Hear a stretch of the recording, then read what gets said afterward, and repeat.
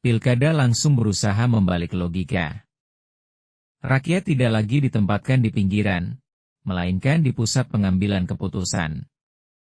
Pilkada langsung menegaskan bahwa kekuasaan lokal memperoleh legitimasi utamanya dari suara warga, bukan dari kompromi elit. Sebenarnya kita kan menganut sistem otonomi daerah, ya. Nah, dasar pemikiran terkait sistem otonomi daerah ini juga harus jelas. Selama ini kan kita tidak jelas.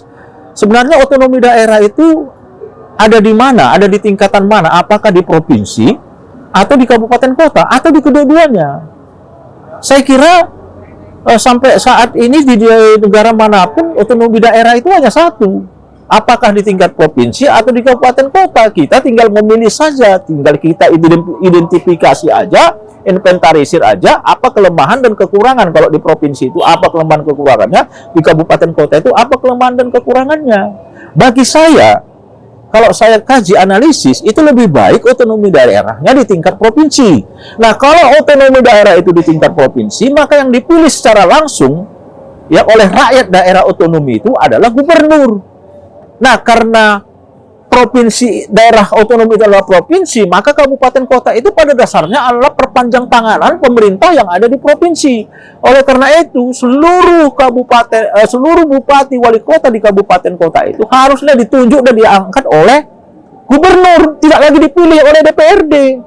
Gitu loh. Langsung diangkat supaya pemerintahnya efektif. Dia bisa memerintah. Nah, karena itu adalah perpanjang tanganan pemerintahan provinsi, maka bupati wali kota haruslah dari birokrasi, tidak dari partai politik lagi atau dari luar birokrasi seperti TNI Polri, tidak. Itu harus dihilangkan. Nah, saya melihat ini ada kesan juga ke sana nantinya.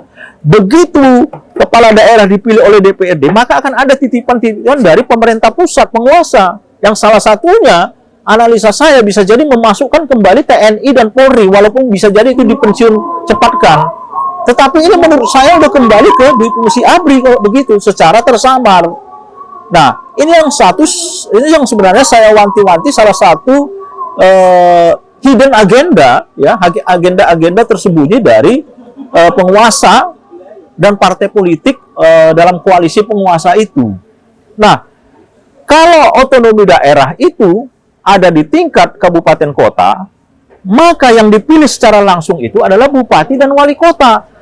Nah, karena bupati dan wali kota dipilih secara langsung oleh rakyat, maka pemerintah provinsi itu otomatis perpanjang tanganan dari pemerintah pusat.